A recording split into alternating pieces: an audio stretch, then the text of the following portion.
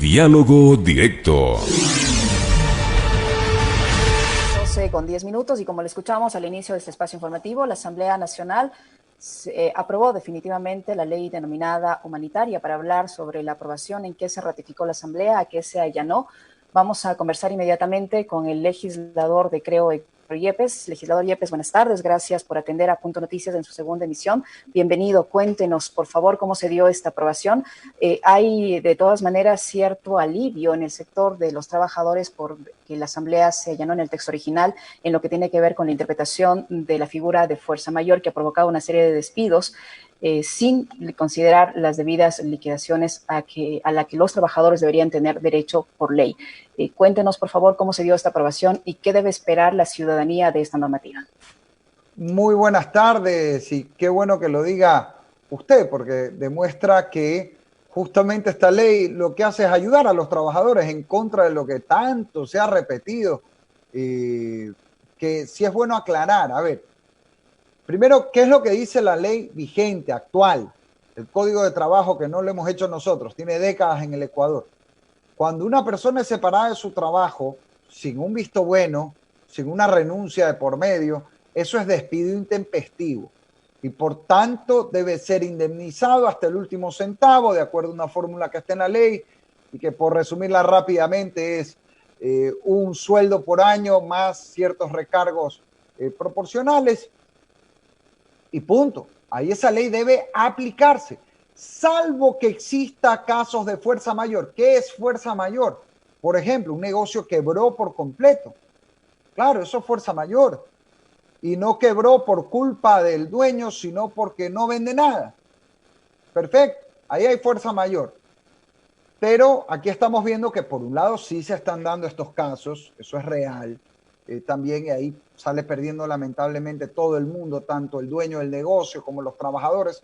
Pero por otro lado también hay casos en que siempre aquí la corrupción no es solo del sector público, también se da lamentablemente en el sector privado y se aprovechan algunos de la crisis para abusar de sus trabajadores. No falta el que dice, bueno, ahorita aprovecho para sacar a los demás antigüedad y no pagarles nada.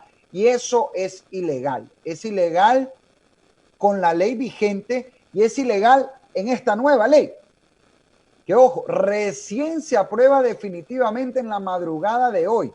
Nada de lo que ha venido ocurriendo tiene que ver con esta ley humanitaria porque hasta el día de hoy no ha estado aprobada y de hecho todavía ni está en el registro oficial. O sea, el problema es, legislador Yepes, que pese a que no estaba aprobada, esta figura se estaba aplicando. Y hay mucha gente que ha sido despedida amparándose bajo esta figura, pero las empresas siguen funcionando. Sin duda, ojo, esa figura no tiene nada que ver con la ley humanitaria, eso es lo que quiero referirme. Esa figura tiene décadas en el Código de Trabajo y el problema es que se está mal utilizando, porque la ley es muy clara y hay mucha jurisprudencia también en esto. Fuerza mayor es, como he explicado, un cierre de negocio o un negocio, digamos, que tiene 5 tiendas, bueno, cerraron 3 porque simplemente en esos lugares no se ha podido vender absolutamente nada y quebraron esas unidades de negocio. Eso también es una forma de fuerza mayor. Pero aquí estamos viendo una serie de abusos que deben corregirse denunciando y de hecho en lo personal. Aquí hay que ayudar a la gente porque se ha generado mucha confusión. Vemos mucha viveza criolla por parte de empleadores que quieren malinterpretar y decir, no, como hay una nueva ley, entonces podemos hacer lo que nos da la gana, lo cual es mentira. ¿Qué es lo que se aprobó en la ley humanitaria? Aclarar, ni siquiera es una nueva norma, es aclarar que la norma de siempre sobre fuerza mayor se refiere a cierres de negocio o de unidades de negocio y no puede aplicarse arbitrariamente. Y en segundo lugar, también hay que dar una asesoría laboral gratuita a la gente. De hecho, yo comparto mi WhatsApp para esto, 0993-165-266. Lo repito, 0993-165-266. O contáctenos también por Facebook, Héctor Yepes. Lo estamos ayudando a la gente también a que sepa cuáles son sus derechos y sepa que puede denunciar en estos casos al Ministerio de Trabajo. Incluso no se necesita abogado para frenar estos abusos que están ocurriendo. Eso en materia laboral, de modo que la ley quedó aprobada en beneficio de los trabajadores. Ahora, por supuesto, lo que hay que hacer, como siempre, es vigilar que esa ley en la práctica se la haga cumplir. En cuanto a la reducción de la jornada y por ende del salario de los trabajadores, ¿eso se quedó tal cual fue planteado por la Asamblea o por el Ejecutivo? ¿Qué decir ahí, en cambio, a los trabajadores de esto? ¿De qué manera les beneficia, tomando en cuenta que van a recibir menos salario y enfrentar los gastos que no se han reducido del costo de la vida que está elevado precisamente por la pandemia? A ver, aquí lo que se ha aprobado es la posibilidad de llegar a acuerdos laborales para evitar despidos. Y lo que se acogió en esto sí fue el veto del Ejecutivo, que mejoraba la redacción para evitar abusos, por ejemplo, que nunca se puede reducir el salario básico, que el plazo máximo de estos acuerdos es de 1 año renovable, reduciendo el tiempo original. Porque, a ver, pongámonos en un caso concreto, porque aquí es fácil a veces hablar en abstracto. Una papelería, que no es una farmacia, no es un mercado de alimentos, no está en un servicio básico y esencial. A lo mejor ahorita una papelería que no es un negocio millonario y no está vendiendo. Y si tiene 2 empleados, ¿qué hacen? Si no le damos ninguna salida, ahí lo que va a pasar es que van a haber 2 despidos o 2 casos de fuerza mayor, porque la papelería va simplemente a quebrar y no va a haber para pagar ni al dueño recuperar nada, ni tampoco poder pagar una indemnización de donde no hay. Ahí se van a tener que repartir que los muebles de la papelería. Entonces, la única solución a eso en este momento es poder llegar a acuerdos. Por ejemplo, si esa papelería decide atender la mitad del tiempo para poder sobrevivir en esta crisis, ajustarse a esa realidad. Eso es lo que se ha aprobado en la ley. Yo le hago la misma consulta, asambleísta Yepes, con su ejemplo. ¿Qué pasa si el señor de la papelería gana $500, que son $100 más que el salario básico unificado? Pero en la ley le establece que se le puede reducir el 50% de su jornada laboral. Eso significa que va a ganar menos del básico. ¿Ahí cómo se aplica la ley? Ahí quedó aclarado y le agradezco por el ejemplo, porque justamente eso es lo que se aclaró ayer.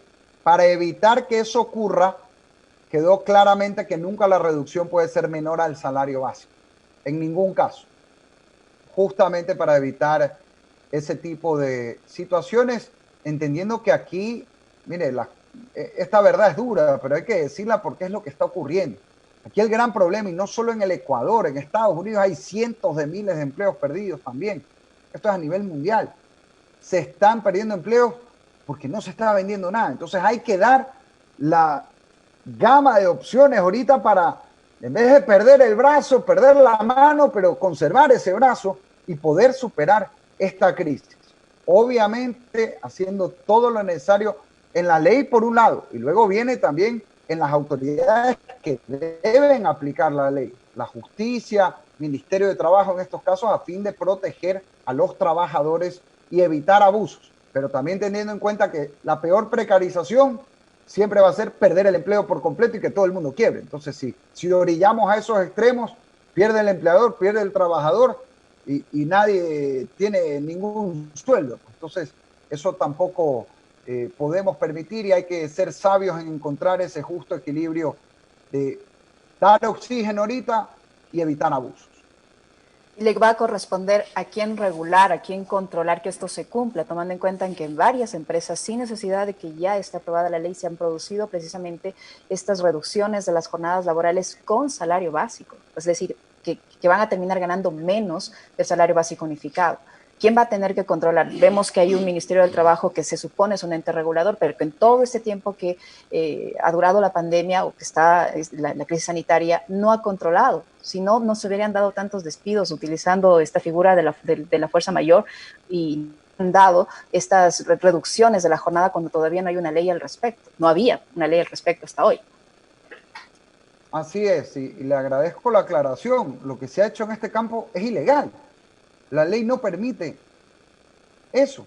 La ley no permite, porque no había una ley vigente, recién hay una aprobación final, en ningún caso se puede bajar el sueldo básico. Y en esos casos, pues habrá que direccionar ahorita toda la labor de la Asamblea, fiscalizar al Ministerio de Trabajo, porque el Ministerio de Trabajo, ante todo, es para defender a los trabajadores, pues, no para legitimar abusos que están en contra de la ley actual y de la ley nueva y que no se pueden permitir. Y a mí también, mire, me han llegado ya algunos casos porque hemos estado desde mi despacho en lo personal tratando de ayudar gratuitamente a algunos trabajadores que se nos han acercado y que algunos nos piden anonimato por temor a represalias, pero que sepan qué es lo que dice realmente la norma. Y nos dicen, oiga, es que aquí vinieron del Ministerio de Trabajo a recomendarnos que firmemos. Y yo le he dicho, no, señor, usted no puede firmar nada de eso. Firmar una renuncia, por ejemplo, para ponerse de acuerdo en una liquidación, de ninguna manera. Porque aquí, si hay un despido, que eso es imposible evitar con una ley, pero lo que sí hay que exigir es que se pague hasta el último centavo de liquidación. Y aparte del Ministerio de Trabajo, por supuesto, también corresponde a los jueces en procesos laborales, pues determinar de manera muy clara cuál es la justicia en este caso y defender a los trabajadores. Esto en el tema laboral, porque también en la ley ayer se logró ratificar en materia de servicios básicos, facilidades de pago a un año, que creo que también es algo importante que se logró salvar en este proyecto. El gobierno del presidente Lenín Moreno quería que las facilidades solo fueran hasta 6 meses.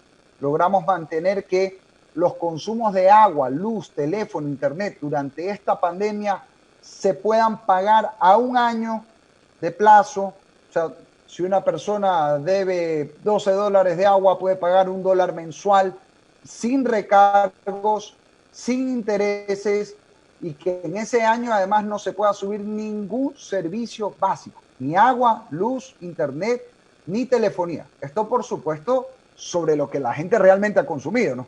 Porque de ahí también en lo personal y en la comisión que presido en la Asamblea hemos estado fiscalizando los cobros de más en la energía eléctrica. Esos son robos, pues, y ahí no se puede dar facilidades para pagar lo que usted no ha consumido. Eso es un robo y hay que corregir la planilla y devolver incluso si se ha cobrado indebidamente. Y allí ya hay un pronunciamiento de las autoridades que he visto en los últimos días que aseguran que van a revisar, y eso también por presión de la gente que se siente afectada, y en ese sentido usted ha tenido una iniciativa interesante en cuanto a fiscalizar que estos cobros obedezcan realmente a los consumos. Usted ha visto cómo se han disparado las planillas eléctricas en la costa, en la sierra, en varios puntos del país, y sobre eso la Asamblea va también a tomar acciones. De acuerdo. De hecho, ya hace más de un mes, el 8 de mayo, yo convoqué a las autoridades de Arconel y de la empresa eléctrica, ya advirtiendo sobre esto que estaba ocurriendo. Y le digo, no es solo Quito, Guayaquil. Yo he tenido denuncias de Esmeraldas, Manabí, la Sierra Central, Cuenca, Loja, la Amazonía, hasta de Galápagos. Esto es en todo el Ecuador. ¿Y cuál es el problema? Primero, se da el caso de una familia, como me decían en Esmeraldas la semana pasada, que paga $8 y le cobran $67. O sea que se le sube exponencialmente el valor sin ninguna justificación.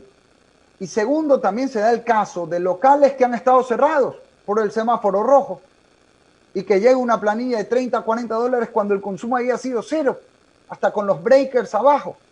O de una casa en la que no ha habido nadie, porque a lo mejor, por decir, los abuelitos estaban en una casa y decidieron pasar junto a los hijos y a los nietos para estar en una sola casa, para ahorrar y estar juntos durante la cuarentena, o se fueron en una casa donde la hermana, etcétera. Y estas casas vacías registran consumos de $50, $30 que nunca se dieron. ¿Cuál es el problema? Que aquí, por un lado, Arconel, el 9 de abril, en una resolución, autorizó a que se cobre en base a promedios inventados, cosa que es ilegal, en vez de hacer las lecturas físicas de los medidores que tenían que hacerse en la energía eléctrica, así como se ha recogido la basura, así como se han hecho las mediciones de agua potable, así como se sigue garantizando la provisión de alimentos, porque son servicios públicos que en el mismo decreto de estado de excepción se ordenó que no se pueden paralizar, obviamente con todas las protecciones para los trabajadores eléctricos en bioseguridad, obviamente. Eso es un problema. Entonces, al haber estos promedios, resulta que saltan consumos que nunca se dieron. Y segundo está el costo, la tarifa. Aquí ha habido hidroeléctricas que más allá de los cuestionamientos en los contratos están ahí. Y se supone que con eso debería haber bajado pues el costo de la energía. Y hemos estado haciendo averiguaciones estas últimas semanas. El costo de generación de la energía en el Ecuador ha bajado de 5 centavos a 3 centavos. Y sin embargo, la tarifa al consumidor, el costo al consumidor sigue siendo de 9 centavos. ¿Por qué no ha bajado?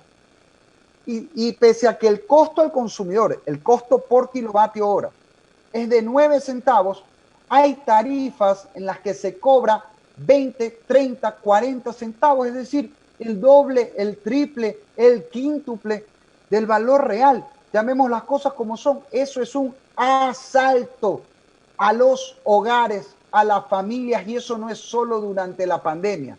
Eso viene pasando hace años en el Ecuador. Por eso hemos llamado al ministro de Energía, que es el presidente de Arconel, y es el responsable político de este atraco al país, para que corrija dos cosas fundamentales, entre otras, pero dos que son esenciales. Uno, anular todos los cobros sobre promedios, cosa que es ilegal. Aquí tienen que cobrar sobre la lectura real en cada casa. Y si no hubo consumo en una casa, no hay por qué cobrar nada, o en un local. Y segundo, bajar la tarifa, que no debe pasar en ningún caso de 10 centavos por kilovatio hora. Cualquier valor encima de eso es un impuesto. Y primero es inconstitucional, porque un impuesto no se puede fijar por resolución de Arconel, sino con ley. Y segundo, es un asalto a las familias. Y eso no debe ser solo por la pandemia. Ya han dicho, solo hasta 10 centavos por la pandemia. O sea que cuando se acabe el coronavirus nos vuelven a asaltar. No, señor, esto debe ser siempre, porque bajando el costo de la energía, baja el costo de la vida, que es tan necesario, sobre todo en esta crisis, y siempre en el Ecuador, en los hogares, y baja el costo de producir también en el agro, en la ganadería, en el comercio, en el turismo, en la industria, con lo cual se abarata la producción, se vende más y se genera empleo, cosa que es... Asambleísta Yepes, en cuanto al tema de seguridad social, las pólizas de salud, ¿qué se acordó en la Asamblea? ¿Ustedes también rechazaron el texto del Ejecutivo en ese sentido? ¿Cómo va a quedar entonces? Así es, ahí quedó muy claro que en la seguridad social se amplía la cobertura del seguro de desempleo para darle un beneficio ahorita a las familias, como usted bien decía, con tantos despidos que se están dando, y más allá de que sea por fuerza mayor o despido, y haciendo la aclaración de que aquí no se puede abusar de esa figura de la fuerza mayor.